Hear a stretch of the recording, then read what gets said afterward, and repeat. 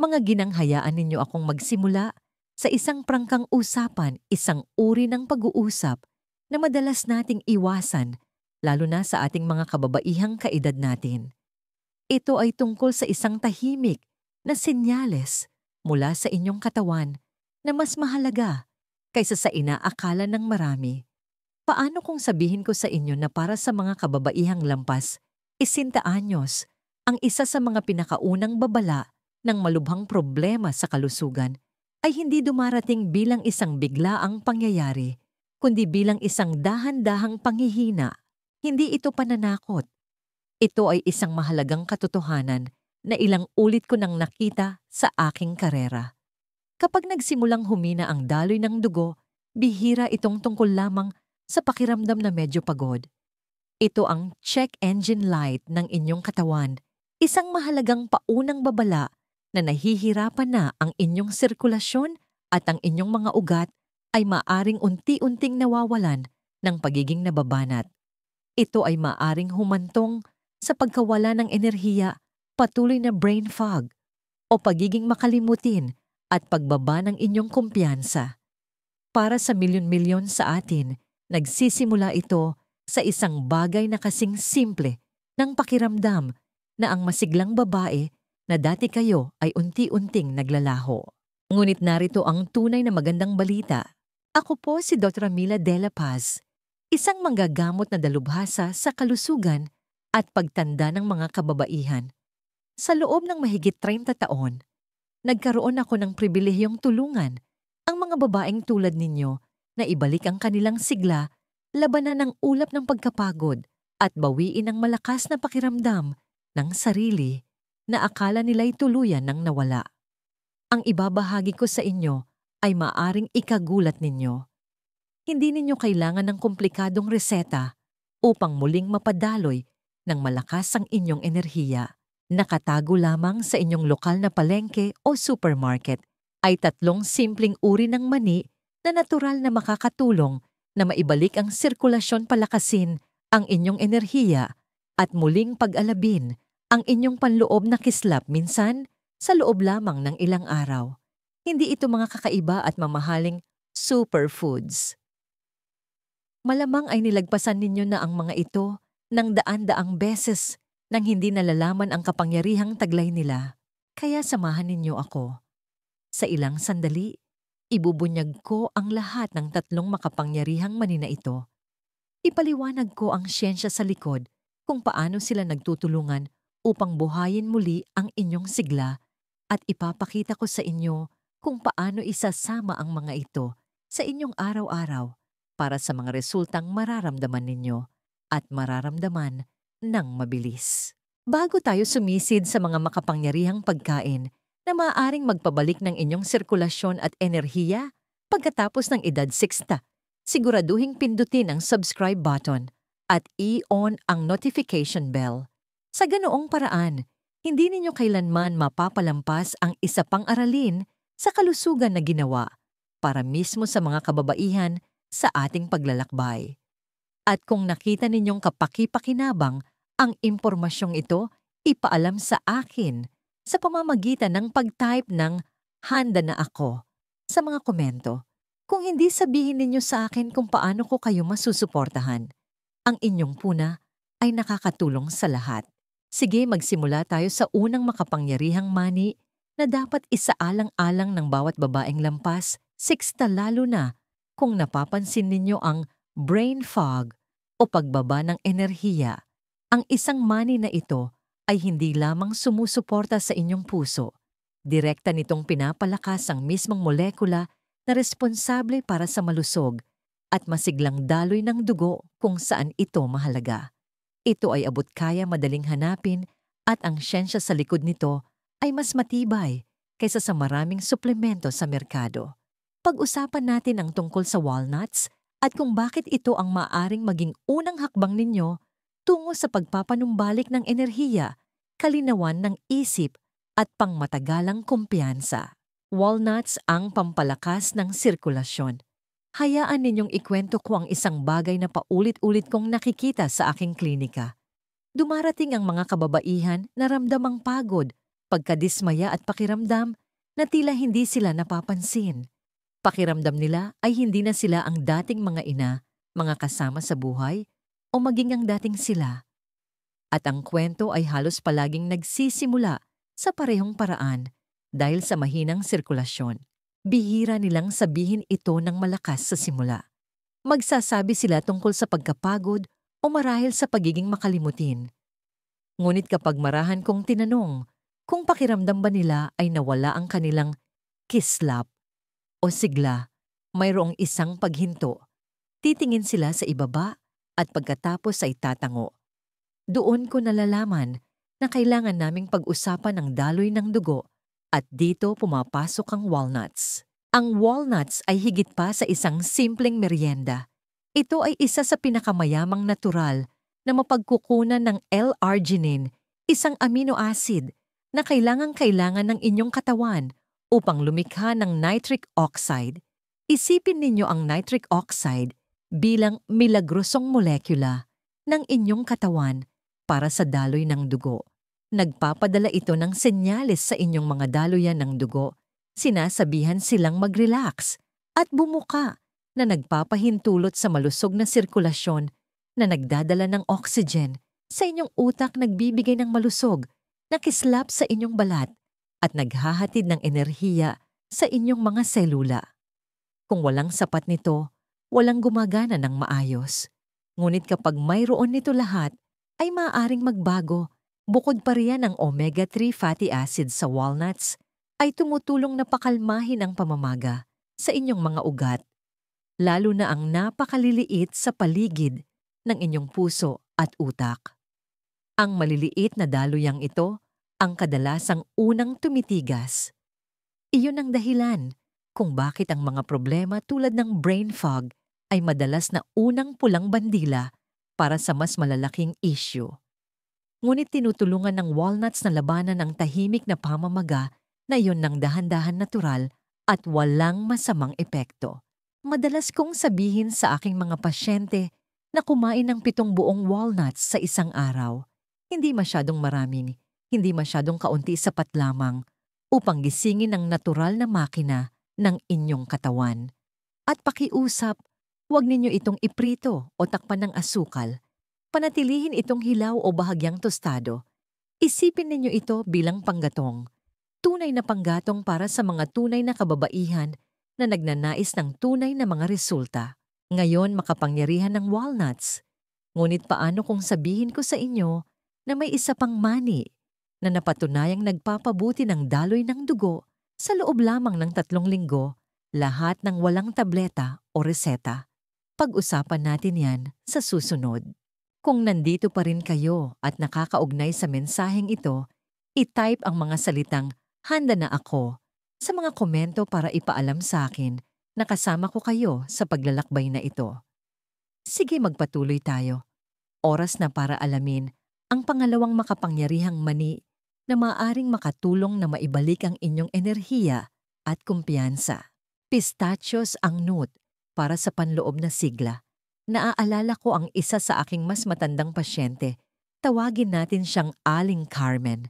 Siya ay 71, isang masigla at malikhaing babae na tahimik na nasasaktan ng puso. Sinabi niya sa akin na halos 5 taon na siyang hindi nakakaramdam ng tunay na enerhiya. Sabi niya, "Dradela Paz, hindi ko naman hinahangad na maging 25 ulit. Gusto ko lang maramdaman ulit na ako ito." Doon ko ibinahagi sa kanya ang isang bagay na ibabahagi ko rin ngayon sa inyo. Isang bagay na simple, natural at napatunayan pistachios. Ngayon maaring nakakagulat ito, ngunit ang pistachios ay higit pa sa isang masarap at berdeng merienda. Ito ay isa sa iilang pagkain na dumaan sa mga klinikal na pag-aaral para sa pagpapabuti ng daloy ng dugo ng walang gamot. Sa isang pag-aaral, ang mga kalahok na kumain ng pistachios araw-araw sa loob lamang ng 3 linggo ay nagpakita ng nasusukat na pagbuti sa sirkulasyon at kalusugan ng mga daluyan ng dugo. Isipin ninyo iyon. Hindi buwan, kundi mga linggo lamang. Ang sikreto ay nasa kanilang natatanging nutritional profile. Ang pistachios ay mayaman sa L-arginine tulad ng walnuts, ngunit naglalaman din sila ng malalakas na antioxidants at plant sterols na tumutulong na protektahan ang inyong mga daluyan ng dugo mula sa pinsala. Ito ay mas mahalaga kaysa sa inaakala ninyo dahil kapag ang maliliit na daluyang yon sa buong katawan ninyo ay nagsimulang kumipot o tumigas, ang unang lugar kung saan ninyo ito mapapansin ay sa inyong pangkalahatang sigla. At halos walang nagsasalita tungkol diyan hanggat hindi pa nito naaapektuhan ang inyong kumpiyansa at kagalakan sa buhay. Sinunod ni Aling Carmen ang payo ko, isang dakot na pistasyos sa isang araw, walang asin at hilaw. Sa loob ng ilang linggo, bumalik siya sa aking opisina na may ngiti na hindi ko pa nakita sa kanya noon. Mukha siyang mas magaan, mas naroroon at may tahimik na ningning. Sinabi niya lang, "Dra de la Paz, pakiramdam ko ay bumabalik na ang dati kong sarili. Iyan ang kapangyarihan ng kalikasan. Iyan ang kapangyarihan ng pagbibigay sa inyong katawan ng kung ano talaga ang kailangan nito para umunlad. Ngayon ang pistasyos ay tumutulong na mapadaloy ang inyong enerhiya, walang duda. Ngunit paano kung sabihin ko sa inyo na may isang huling mani na napakabisa na kailangan ninyo lamang ng isang kagat sa isang araw na makakatulong na iharmonya ang mismong mga hormone na nagpapagana sa inyong mood, sa inyong enerhiya at sa inyong pagkakakilanlan bilang isang babae.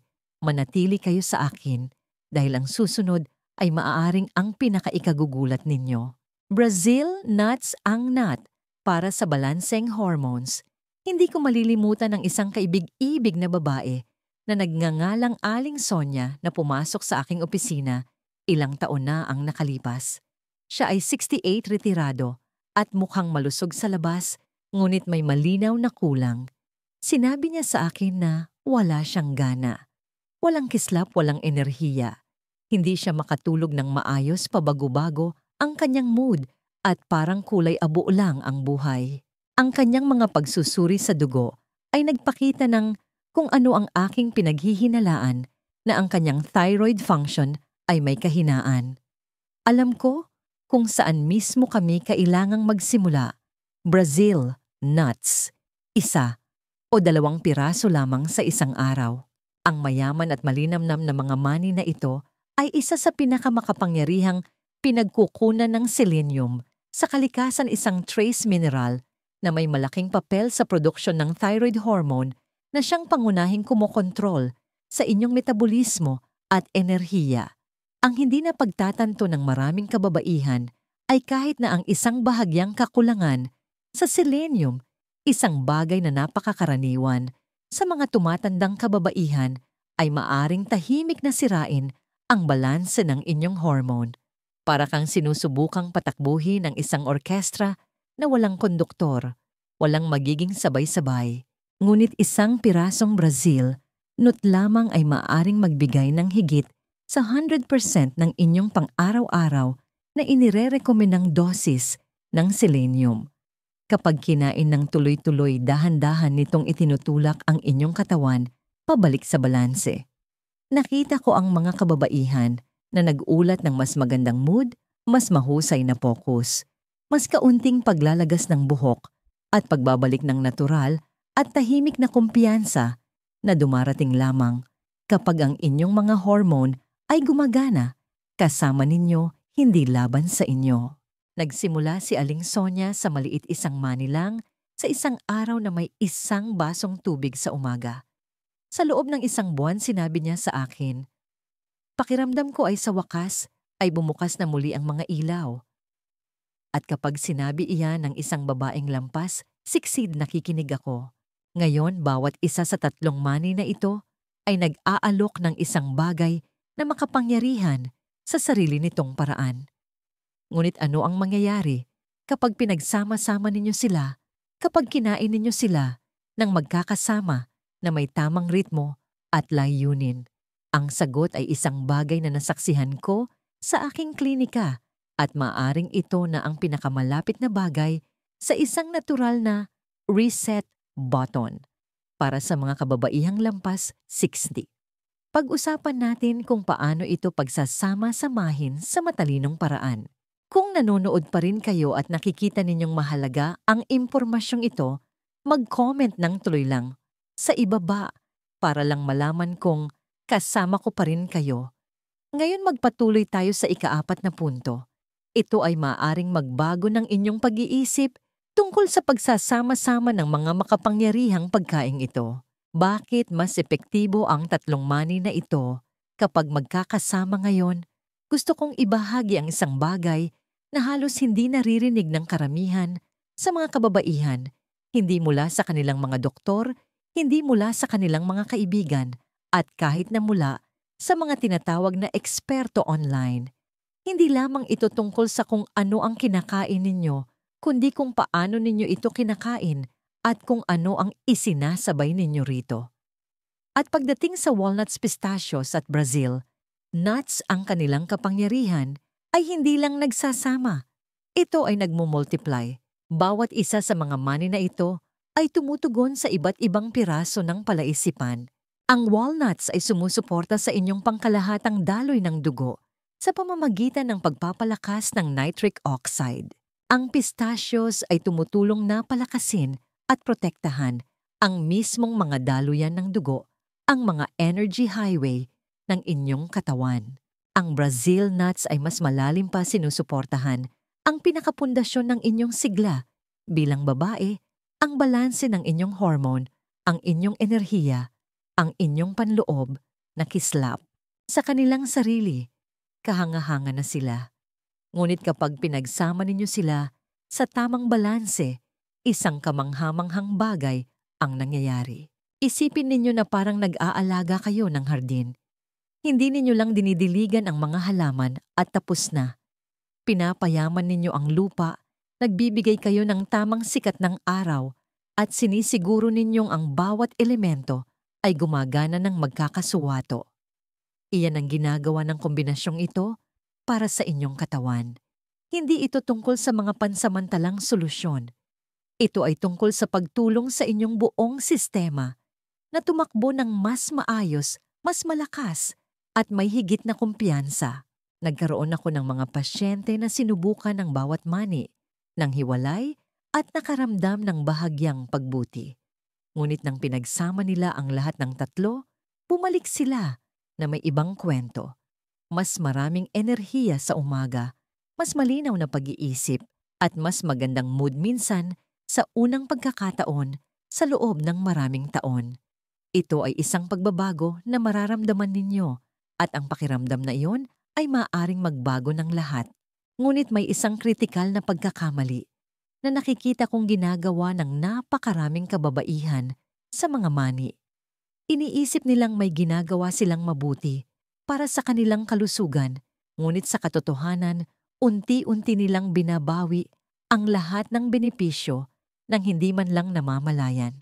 Sa susunod na bahagi, ipapakita ko sa inyo kung ano ang pagkakamaling ito at kung paano ang pag-iwas dito ay maaring mga hulugan ng pagkakaiba sa pagitan ng tunay na pag-unlad at pag-ikot lamang sa wala. Ang numero 1 pagkakamali na ginagawa ng karamihan sa mga kababaihan sa mga maniheto, ang katotohanan. Karamihan sa mga babaeng nakikilala ko ay sinusubukang gawin ang tama. Narinig nila na ang mga mani ay mabuti para sa puso, mabuti para sa enerhiya, marahil ay mabuti rin para sa kanilang balat. Kaya kukuha sila ng isang lata ng mixed nuts. Ilalagay ito sa sasakyan o sa mesa at kakainin ito sa buong araw. Ngunit ang hindi nila napagtatanto ay ang bersyon ng mga mani na kanilang kinakain ay madalas na nagdudulot ng mas maraming pinsala kaysa sa kabutihan. Hindi ko mabilang kung gaano karaming kababaihan ang nakita ko na akala nila ay nagiging malusog sila sa pagkain ng trail mix para lamang matuklasan na pinupuno nila ang kanilang sarili ng asin-asukal, murang mantika na nagdudulot ng pamamaga at mga processed na sangkap na tahimik na nagpapalala ng pamamaga sa katawan at maaring makagambala sa maselang balanse ng hormone. Ang nagsimula bilang isang mabuting gawi ay nagiging isang pang-araw-araw na balakid. At nagtataka sila kung bakit sila pagod pa rin, malilimutin pa rin, at masama pa rin ang pakiramdam. Heto ang sinasabi ko sa kanila at kung ano ang sasabihin ko sa inyo ngayon. Ang tunay na resulta ay nangangailangan ng tunay na pagkain. Nangangahulugan niyon na hilaw o bahagyang tuyo na tostado dry roasted, walang asin at walang dagdag na asukal. Walang mga patong na candy, walang honey roasting, walang basurang kasama sa dalisay, at makapangyarihang mga regalo na ibinigay sa inyo ng kalikasan. Kapag pumili kayo ng natural, binibigyan ninyo ang inyong katawan ng mga sangkap na alam talaga nito kung ano ang gagawin. Binabawasan ninyo ang pamamaga, sinusuportahan ninyo ang malinis na daloy ng dugo, binibigyan ninyo ang inyong mga hormone ng espasyo na kailangan nila upang huminga at mahanap muli ang kanilang balanse. Maaring simple ito pakinggan, ngunit ang isang pagbabagong ito ay maaring maging ang turning point. Nakita ko ang mga kababaihan na bumaliktad ang buwan-buwang dahan-dahang paghina sa pamamagitan lamang ng paglilinis ng kanilang mga pagpipilian sa mani. Ang katawan ay handang magpagaling. Kailangan lang nito ng tamang mga sangkap. Ngayong alam na ninyo kung ano ang dapat iwasan, hayaan ninyong ipakita ko kung paano ito gawin. Nang tama, hakbang-hakbang. Sa susunod na seksyon, gagabayan ko kayo sa isang simpleng set na araw na plano na pinagsasama ang lahat ng 3 mani sa inyong pang-araw-araw na gawain.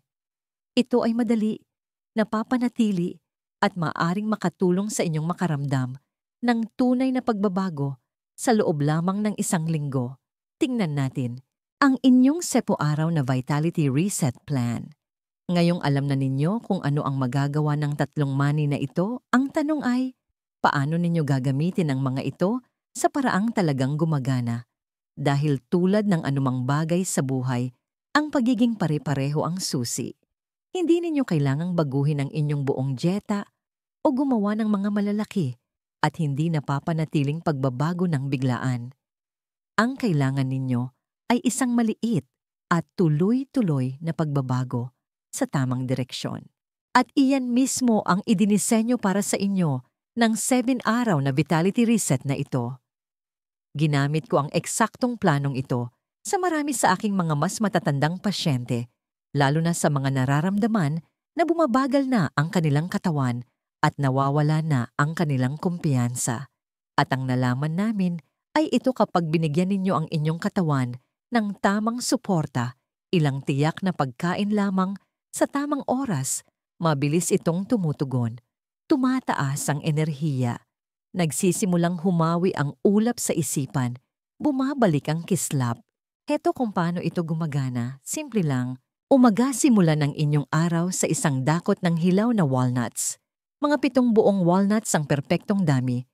Maaari ninyo itong kainin ng mag-isa o idagdag sa isang maliit na mangkok ng oatmeal o plain yogurt. Hapon bilang merienda sa tanghali, kumuha ng halos 1 kapat na tasa 1/4 cup ng pistachios na walang balat at walang asin. Panatilihing simple, walang asukal, walang asin, ang tunay na bagay lamang. Gabi pagkatapos mismo ng hapunan, kumain ng 1 pirasong Brazil nut. Iyon lang ang kailangan ninyo para makuha ang makapangyarihang dosis ng selenium at tulungang suportahan ang natural na proseso ng hormone ng inyong katawan sa buong gabi. Manatili dito sa loob ng 7 magkakasunod na araw. Walang magarbong bagay, walang komplikadong pagsubaybay, isang tahimik at matatag na pangako lamang sa inyong sarili. Nakita ko ang mga kababaihan na nag-ulat ng mas mahusay na pagtulog, mas malinaw na pag-iisip, mas matatag na mood. At kahit na mas kaunting paninigas ng kasukasuan mula sa isang simpleng pagbabagong ito, ngunit ano ang mangyayari kung magpapatuloy kayo?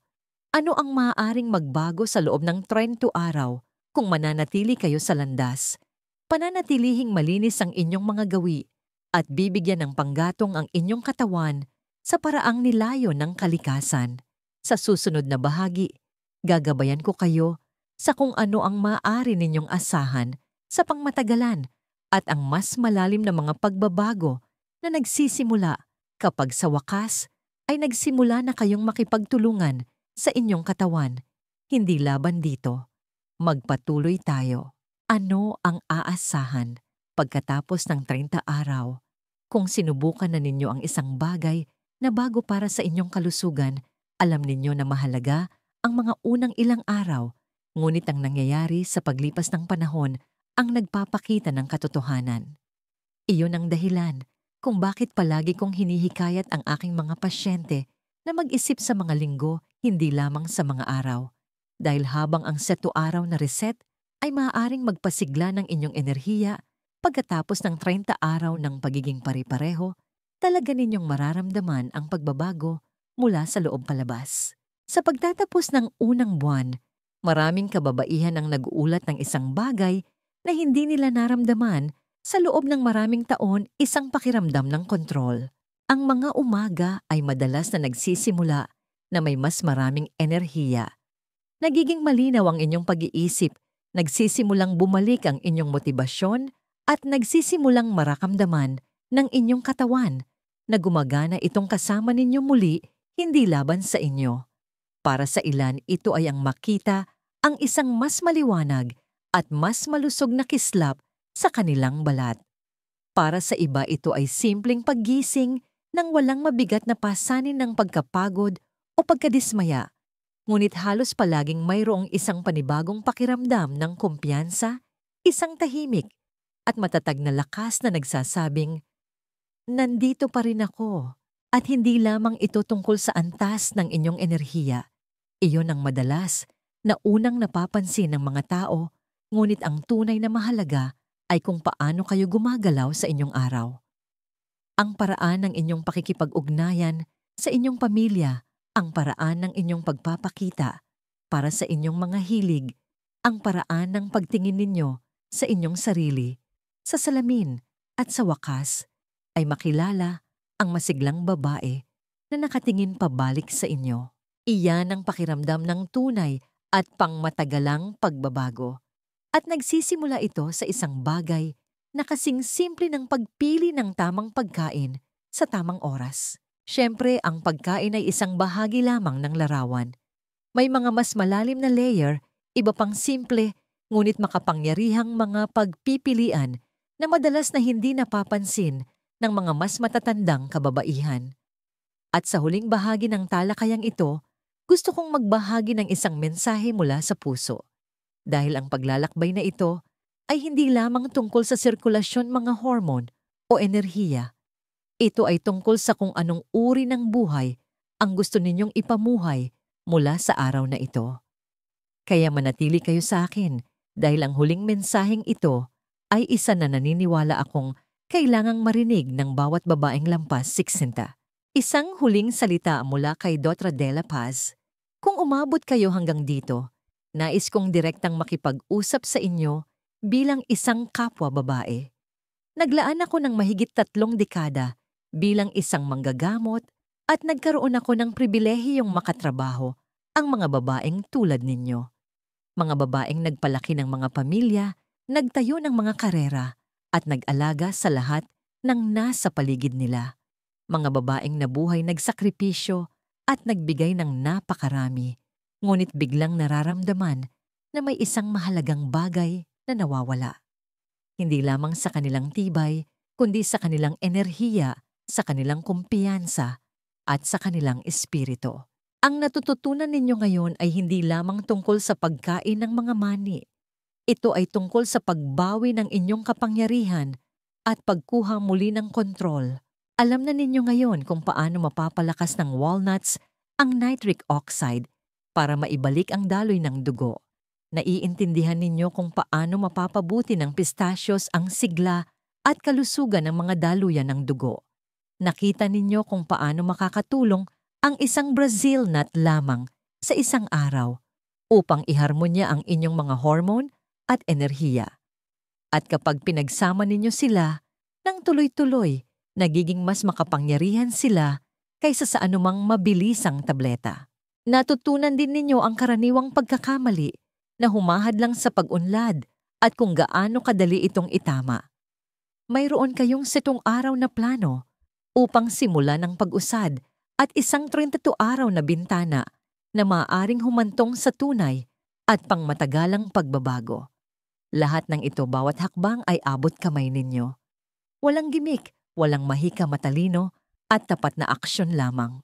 Isang mahalagang aral sa buhay. Ngunit ang pinakamahalagang aral sa buhay na may aalok ko sa inyo ay ito, hindi pa huli ang lahat. Hindi pa kayo lubusang nawawalan ng pag-asa. Ang inyong pinakamagagandang taon ay hindi kailangang nasa likuran na ninyo. Nasaksihan ko ang mga kababaihan sa kanilang 60s, 70s at kahit 80s na binabawi ang kanilang ningas.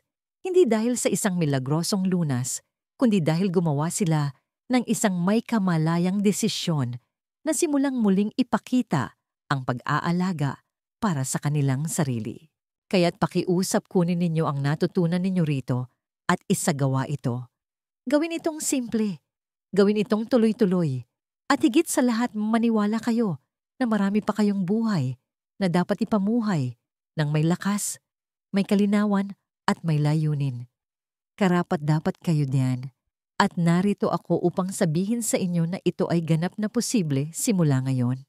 Kung ang mensaheng ito ay nakaantig sa inyo, kung ipinaalala nito sa inyo ang inyong sariling lakas at halaga o nagbigay sa inyo ng isang plano na sa wakas ay mapaniniwalaan ninyo, hinihiling ko sa inyo na gawin ang isang simpleng bagay, tulungan ninyong maabot ng mensaheng ito ang isa pang babae na kailangang marinig ito.